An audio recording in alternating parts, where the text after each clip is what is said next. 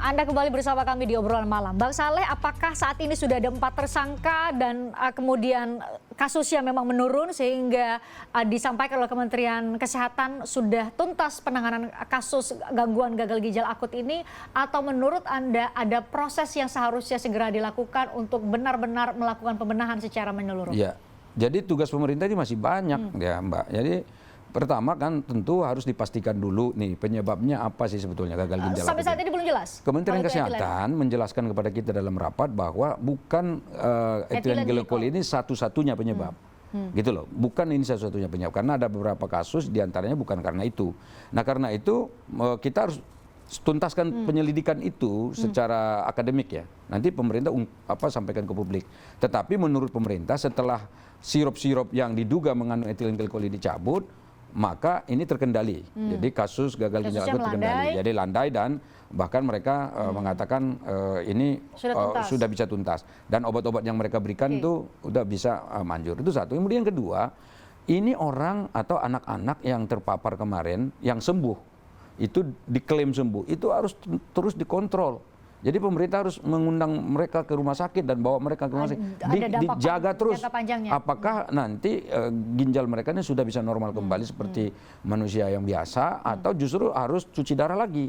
Misalnya itu kan harus terus dilakukan. Kemudian yang ketiga, pemerintah juga harus menyelidiki juga ini obat-obat yang kemarin sempat dilarang itu apakah sudah bisa diedarkan kembali atau memang harus dimusnahkan. Seperti apa langkah yang harus dilakukan.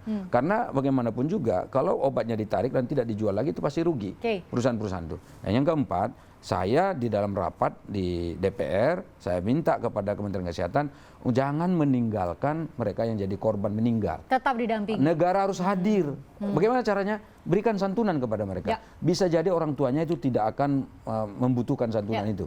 Karena mereka kehilangan luar biasa anaknya. Tapi negara harus hadir. Berikan santunan kepada mereka. Datanglah ke mereka, negara harus hadir untuk berikan perlindungan kepada mereka. Bang Saleh, dari awal kita ngobrol, Anda selalu menyebut Badan POM harus sebagai pengawas harus bertanggung jawab. Bentuk pertanggungjawaban yang paling tepat dari Badan POM konkret untuk masyarakat apa saat ini?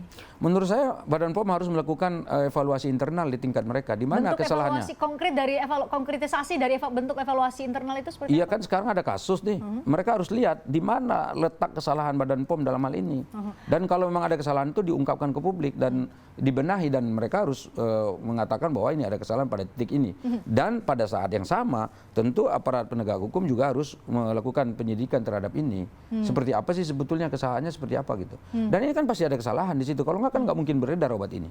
Ketika memang kita asumsikan ada dugaan kesalahan oleh Badan POM, siapa yang harus bertanggung jawab menurut Anda? Menurut saya ya tentu ya kepala Badan POM di situ tuh harus bertanggung jawab, dan dia harus secara terbuka menyatakan kesalahannya adalah di sini, di sini, di sini, di sini. Nah, itu baru gentleman. Jadi sebagai orang yang bertanggung jawab, punya kuasa besar di Badan POM, saya kira tidak ada salahnya. Misalnya Badan POM harus menata di internal mereka seperti apa. Cukupkah dengan pernyataan secara terbuka kepada publik ketika ada kesalahan? Saya katakan tadi secara internal ini Badan POM melakukan evaluasi.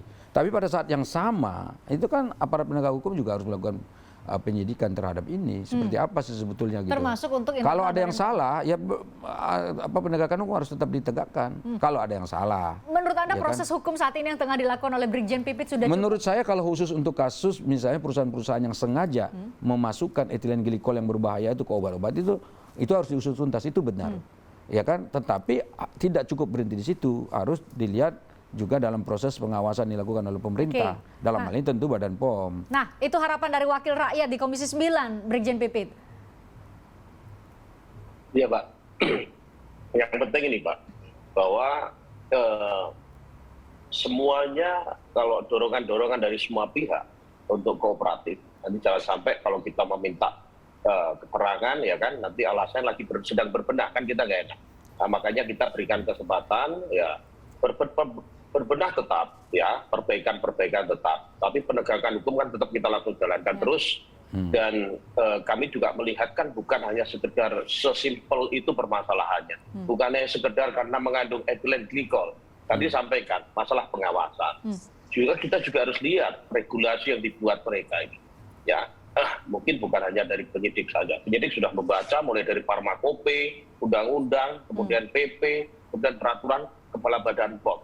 Ini kalau misalnya diurut-urut, nah ini nanti masalahnya kalau ternyata yang memberikan kontribusi juga termasuk adalah undang-undangnya atau aturan yang dibuat.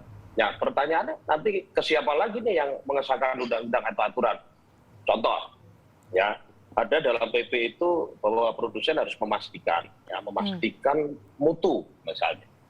Memastikannya seperti apa? Teknisnya seperti apa? Nah, ada juga BPOM mengatakan bahwa yang wajib hanya bahan aktif. Bahan tambahannya katanya nggak wajib. Nah, ini aturannya dari siapa ya? Kan mereka yang menguasai teknis. Bang Saleh, ini kalau kita melihat dari korban, ya, ini kan dari bahan tambahannya gitu. Oke, ini Bang Saleh juga ada aturannya yang salah.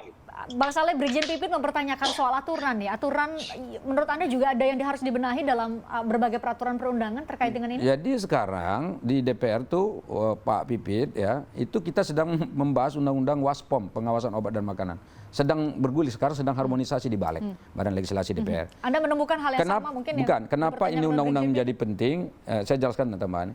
Karena memang undang-undang tentang pengawasan obat makanan ini belum ada. Yang ada itu Perpres namanya, peraturan presiden yang terkait dengan itu. Jadi levelnya itu memang belum sampai pada undang-undang. Jadi kalau ditanya tadi ini apakah DPR juga akan dilihat bagaimana cara membuat undang-undangnya, apakah sudah benar atau tidak. Sekarang undang-undangnya sudah belum disahkan.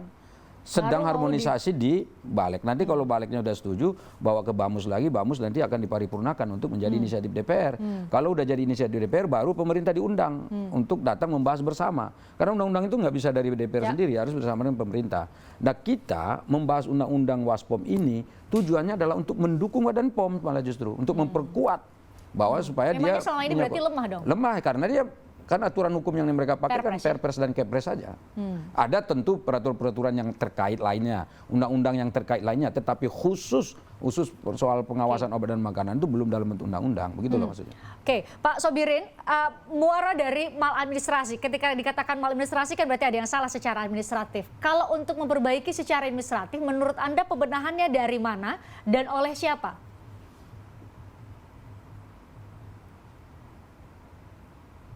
Pak Sobirin? Baik. Ya. Kalau tanggung jawab dalam baik, terima kasih. Dengar suara saya? Ya, saya dengar suara Anda, Pak Sobirin. Silakan dilanjutkan. Baik, terkait dengan tanggung jawab daripada kasus GGAP ini, tentu maladministrasi yang dimaksudkan adalah di mana proses pengawasan dan pelayanan proses pengawasan obat dan pelayanan kesehatan ini adalah dalam satu rangkaian perbuatan.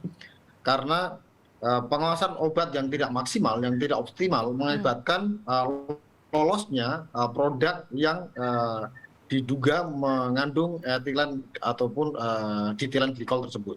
Ya. Nah, oleh karena itu tentu perbaikannya adalah pertama dari sisi unsur tata cara mengawasi obat tersebut. Yang kedua, tata cara mengawasi obat, mohon maaf Pak Sobirin, saya potong. Tata cara mengawasi obat oleh siapa? Oleh entitas mana? Badan POM? Oleh Badan POM tentu, karena yang berwenang melakukan pengawasan adalah Badan POM. Oke, supaya jelas, saya ingin mempertajam soal itu. Jadi ada kesalahan atau ada yang harus dibenahi, kemudian oleh siapa? Supaya kemudian kita tidak mengawang-awang, kita menyebut entitas karena sebagai bagian dari pertanggungjawabannya kepada publik. Itu satu ya Pak, jadi ada yang salah dengan pengawasan dan yang harus berbenah dalam hal pengawasan adalah Badan POM. Pak Sobirin, saya ingin ngobrol panjang dengan Anda, tapi waktu kita sudah habis. Saya ucapkan terima kasih kepada Pak Sobirin, Brigjen Pipit juga terima kasih sudah bergabung, dan Bang Saleh juga terima kasih sudah bergabung. Kalau kami lihat, kami tunjukkan pada Anda kasus gagal ginjal cuma sampai di sini, semoga tidak sampai di sini. Kami harapkan setelah kita ngobrol malam ini, pembenahan secara menyeluruh itu benar-benar dilakukan. Apalagi sekarang ada RUU pengawasan Badan POM.